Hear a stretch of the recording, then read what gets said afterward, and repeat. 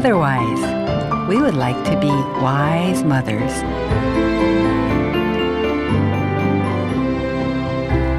여러분 안녕하세요. 마더와이즈 인사드립니다.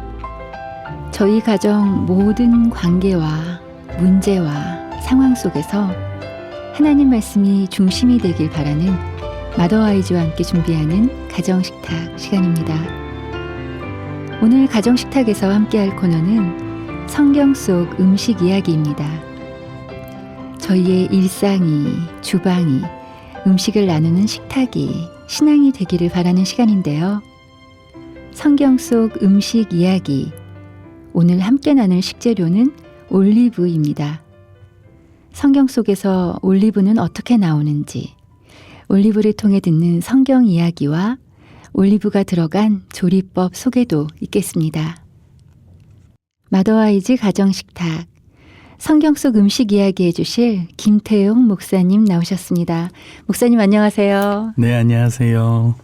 네, 날마다 반복되는 생활, 일상이 신앙이 되기를 바라는 시간이잖아요. 네. 어떤 하루하루를 보내든 네. 그 일상 속에 계신 하나님을 저희가 또 기억했으면 좋겠다는 생각이 드는데요. 목사님, 오늘 저희가 함께 나눌 음식 재료는 올리브네요. 네, 맞습니다.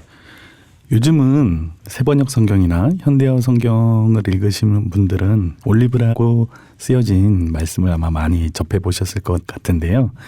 예전 번역인 개역 한글이나 개역 개정 성경을 주로 보시는 분들은 네. 아마 올리브유라는 단어를 성경 속에서 보지는 못하셨을 거예요. 거긴 뭐라고 나오나요? 감람이라고 처음에 번역이 돼서요. 네. 우리가 흔히 말하는 감람산이 올리브산입니다. 네. 그래서 올리브 나무가 많다고 해서 올리브산이라고 붙여졌는데 처음에 한자어로 번역하면서 감람산이라고 번역을 했거든요.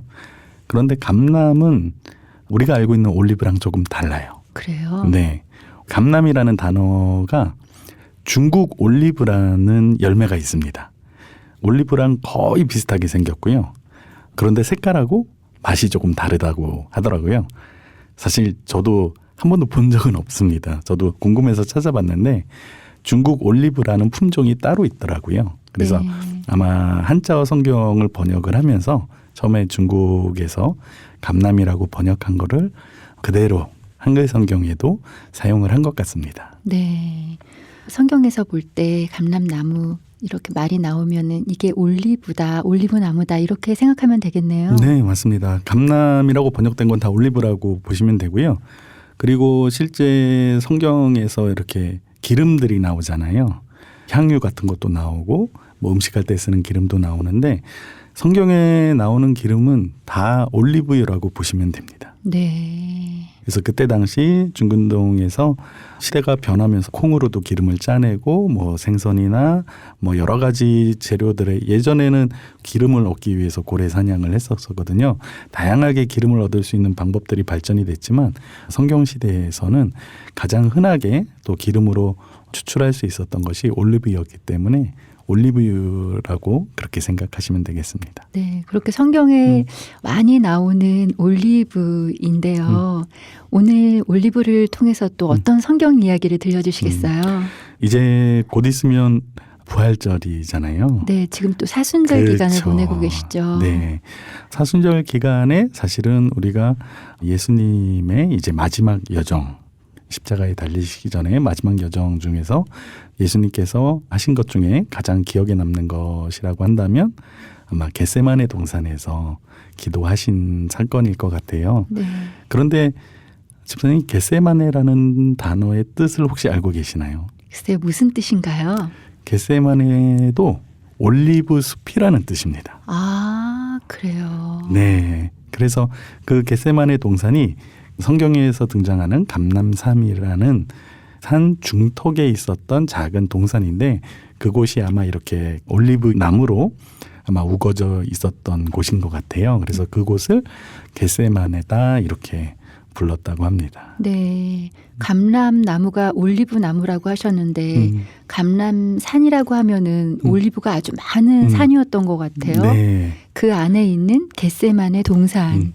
올리브 숲으로 되어 있는 곳이군요. 그곳이. 네, 맞습니다. 근데 예수님이 왜 그곳에서 기도하셨을까요? 일단은 예수님께서 그곳을 기도하는 장소로 택하셨던 것은 아마 평소에도 그곳에서 기도를 많이 하셨기 때문이라고 저는 생각을 해요.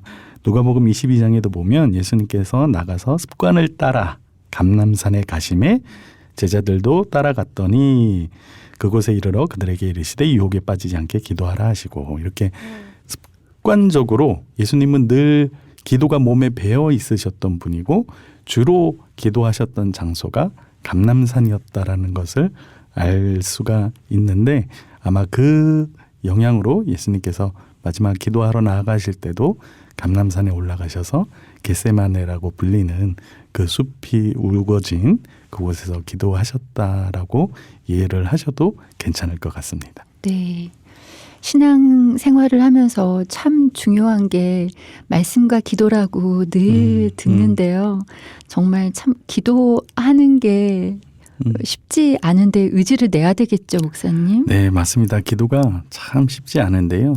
기도는 노동이라는 말도 있잖아요. 사실 쉽게 할 수 있는 건 아니지만 우리의 의지적인 부분으로 하나님 앞에 나아가고자 하는 노력을 해야 하는 것이 저는 맞다고 생각을 합니다.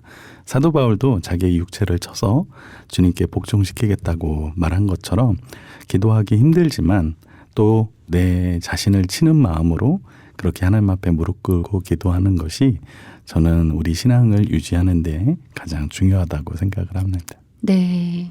그 예수님이 땀이 핏방울이 떨어질 정도로 기도를 하셨다고 하셨는데요. 아, 기도는 노동이다. 네, 그 말씀이 또 저희가 마음에 담고 있어야 되는 말씀인 것 같습니다. 네, 맞습니다. 이번 사순절 기간에 또 우리 고난주간도 있고 그런데요. 같이 기도할 수 있으면 좋을 것 같습니다. 네. 몸에 배는 습관이 되면 정말 좋겠어요. 네. 지혜의 말씀으로 자유함을 누리고 내 안에 새로운 회복이 시작돼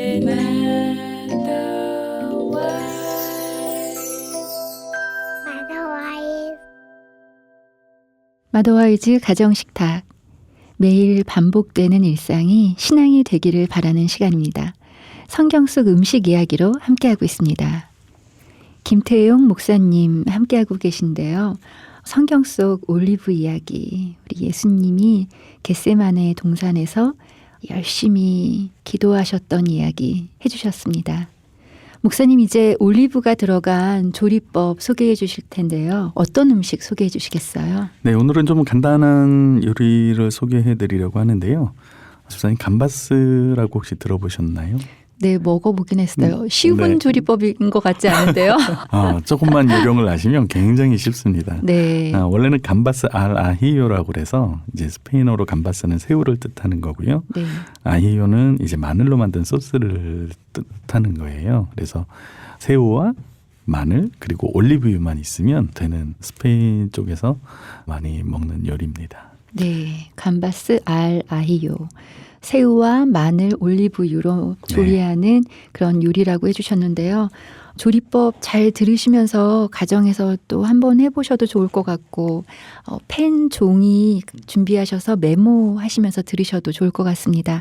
목사님 소개해 주세요. 네, 아마 제 생각에는 많이 드셔보셨을 것 같아요. 요즘은 많이 알려진 음식이고 또 집에서도 쉽게 할 수 있는 요리라서 네. 사실 많이들 해보셨을 거라고 생각하는데요. 제가 조금 요령을 조금 알려드리자면 새우는 식구 수대로 먹을 수 있는 만큼 저는 3식구라서 보통 한 12미 정도. 네. 그러니까 계량이 사실은 필요가 없는 요리예요. 새우 딱 내가 먹고 싶은 만큼 준비하시면 되고요. 올리브유 한 병이 있으시면 되고요. 마늘도 내가 먹고 싶은 만큼 준비하시면 돼요. 올리브유가 한 병이나 들어가는군요. 아니요, 한 병이 다 들어가는 건 아닌데 그 새우하고 마늘을 넣었을 때 어느 정도 좀 잠길 수 있을 만큼 넣어야 되기 때문에 네. 뭐 한 스푼 두 스푼으로는 해결이 안 되고요. 이렇게 병채 준비하시는 게 좋습니다. 올리브유는 그냥 시중에서 아무거나 사면 되나요? 여러 가지 있던데요. 네, 사실 올리브유도 종류가 많은데 한국에서는 거의 다 엑스트라 버진이라고 최고급 등급을 많이 사용하기 때문에 사실 어느 브랜드 아무거나 사셔도 괜찮을 것 같습니다. 올리브유 등급이요. 엑스트라 버진은 주로 샐러드나 이렇게 올리브유에 풍미를 올리는 데 쓰는 기름이고요. 우리가 흔히 뭐 계란 후라이를 한다거나 볶는 데 사용하거나 하는 건 퓨어 등급이라고 이렇게 이야기를 하는데 한국에서는 잘 안 팔아요. 아, 그래요? 네, 그래서 아마 시중에 가서 어느 올리브유를 고르셔도 네. 다 대부분 엑스트라 버진일 가능성이 크기 때문에 네. 예, 아무거나 구입하셔도 될 것 같습니다. 네, 엑스트라 버진을 근데 이렇게 끓여서 하기에는 조금 아깝다는 생각도 들더라고요. 그렇죠. 근데 또 이 감바스 알라이유는 엑스트라 버진으로 하셔야 맛이 있어요. 아, 올리브유가 중요하군요. 네, 그러면 새우나 마늘은 먹고 싶은 만큼, 네. 올리브유는 한 병 네. 이렇게 준비하고요. 그다음에 어떻게 하면 좋을까요? 네. 두 가지로 제가 알려드릴 건데요. 정말 간단하게 하고 싶고 나는 빨리 해서 먹고 싶다 그러면 다 손질된 냉동새우를 준비하시면 될 것 같아요. 그래서 잘 해동시키시고 기름에 들어가는 거기 때문에 키친타올 같은 걸로 이렇게 물기를 좀 제거해 주시면 좋고요. 그래서 처음에는 새우와 마늘을 넣고 올리브유를 살짝만 두른 다음에 살짝 볶아주세요. 살짝 볶아주시고 새우가 어느 정도 익으면 올리브유를 새우가 잠길 수 있을 만큼 붓고 살짝만 더 끓여주시면 됩니다. 엑스트라 버진 오일은 기름 온도를 너무 뜨겁게 올리면 그 향이 날아가고 쉽게 타요. 그렇기 때문에 올리브유를 너무 오래 끓이시면 안 되고요. 네. 처음에 새우가 하고 마늘이 익을 정도로만 살짝 볶아주시고 올리브유를 새우가 잠길 수 있을 만큼 부어주신 다음에 살짝만 더 끓여주신다고 생각하시면 돼요. 네, 불 조절도 네. 잘 해야 되겠네요. 네, 그래서 온도가 너무 높지 않게 새우를 튀긴다고 생각하시면 안 되고요. 네. 새우를 약간 끓인다고 생각하시면 아마 가장 좋을 것 같습니다. 그리고 살짝 끓었을 때 그러면 불을 꺼야 네. 되나요? 네. 소금은 언제 넣어요? 소금은 불 끄시고 나서 넣으시면 될 것 같아요. 원래 스페인 요리가 되게 짭니다. 스페인하고 그쪽 서구 쪽 요리가 굉장히 짜요. 그래서 감바스 알라이유도 아마 현지에 가서 드셔보신 분들은 어우 너무 짠데 이렇게 느끼실 거예요. 근데 한국 분들은 너무 짜면은 또 별로 안 좋아하시니까 본인이 생각할 때 그냥 맛있을 정도로만 간을 해주시면서 맛을 보시면서 간 조절을 해주시면 좋을 것 같습니다. 네. 그리고 보통은 이제 건고추라고 그러죠. 페퍼론치노도 같이 넣어서 하는데 그것도 우리 자녀들이 있을 땐 좀 매울 수 있어요. 그러니까 안 맵게 자녀들하고 같이 드실 거면은 안 넣으셔도 되고요. 그래도 좀 매운 게 좋다 그러시면 넣어서 같이 하시면 아마 맛있게 드실 수 있을 겁니다. 네, 이렇게 들을 때는 좀 느끼하지 않을까 싶은 마음도 드는데요. 목사님은 좀 곁들여서 함께 먹는 음식이 있으세요? 보통은 이제 식당 같은 데 가시면 이렇게 바게트 빵 같은 것들이 같이 나올 거예요. 그래서 이렇게 찍어 드시기도 하고요. 원래는 이렇게 식당에 가시면 돌로 된 그릇에 뜨거운 온도를 유지해서 보통 많이 나와요. 근데 집에서 그렇게 철판이나 뜨거운 용기를 가지고 안 계신 경우도 많이 있잖아요. 그래서 드시다 보면 분명히 식습니다. 네. 그런데 그 식었을 때 샐러드 소스처럼 이렇게 뿌려 드셔도 굉장히 맛있어요. 네. 오늘 감바스 알 아히요 소개해 주셨는데요. 이 요리를 만드는데 주의할 점이 있다면 어떤 점을 주의하면 좋을까요? 네, 아까 말씀드렸던 것처럼 온도 조절만 좀 잘 해주시면 되고요. 기름을 튀긴다라고 생각하지 마시고 끓인다라고 생각을 하셔서 불 조절을 해주시면 좋을 것 같고요. 제가 좀 팁을 하나 드리자면 나는 정말로 맛있는 감바스 알라이유를 먹고 싶다. 조금 귀찮고 불편해도 괜찮다라고 생각하시는 분들은 생새우를 사세요. 아, 냉동새우 말고요. 네. 그래서 새우 손질을 하셔서 머리를 따셔서 새우 살을 넣기 전에 머리만 먼저 한번 볶아주세요. 네. 그러면 그 머리에서 새우의 가장 맛있는 부분들이 나옵니다. 네. 그래서 새우 머리가 다 볶아지면 머리는 건져내고 그 기름에 새우살을 넣어서 볶아주시면, 그리고 나머지 뒤에는 똑같고요. 네. 그렇게 하시면 훨씬 더 고급스럽고 또 손님 초대용으로도 손색 없는 감바스 알라히요를 아마 드실 수 있을 거예요. 네. 이 조리 과정에서 가족이 함께 할 수 있는 팁도 부탁드려요. 가족들이 함께 하시려면 정말로 저는 한번 생새우를 구입하시는 거를 추천을 드려요. 그래서 우리 아이들하고 새우 같이 손질하면서 자녀들에게 자연을 가급적이면 많이 접하게 해주는 게 저는 좋다고 생각을 하는데, 우리가 먹는 식재료들이 어떻게 오는 것인지에 대해서도 우리 자녀들이 알면 굉장히 유익하다고 저는 생각을 하거든요. 그래서 다 다듬어진 새우도 좋지만 생새우를 사셔서 관찰도 하시고 같이 한번 다듬어도 보시고 하면 더 좋지 않을까 싶습니다. 네. 마더와이즈 가정식탁 김태용 목사님과 성경 속 음식 이야기, 올리브 이야기와 올리브가 들어간 요리, 감바스 알 아히요 소개해드렸습니다. 유튜브 마더와이즈 코리아 채널에 들어가시면 그동안의 성경 속 음식 이야기 방송들이 올려져 있습니다. 한번 들어보시고 요리도 해보시면 좋을 것 같습니다. 오늘 들으신 방송도 유튜브 마더와이즈 코리아 채널에서 다시 들으실 수 있습니다. 목사님 오늘 올리브로 함께 해주셨는데요. 어떠셨어요? 성경에서 기름을 붓는다라는 것은 하나님의 선택을 받았다라는 의미거든요. 그래서 올리브유가 항상 그렇게 우리가 보통 교회에서 이야기할 때 기름 부으심이라고 하는 그 표현이 네. 바로 하나님이 선택해서 구별하셨다라는 의미입니다. 그래서 올리브유로 이렇게 사용하셔서 요리하실 때마다 예수님 떠오르시면서 또 기도하시는 마음으로 요리를 한다면 우리의 가족 식탁이 더욱더 풍성해지지 않을까 생각합니다. 네, 오늘 말씀 감사합니다. 네, 감사합니다.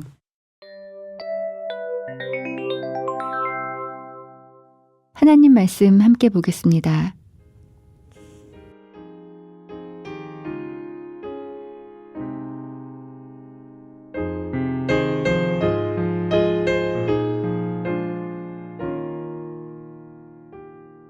이에 예수께서 제자들과 함께 겟세마네라 하는 곳에 이르러 제자들에게 이르시되 내가 저기 가서 기도할 동안에 너희는 여기 앉아 있으라 하시고, 마태복음 26장 36절 말씀이었습니다.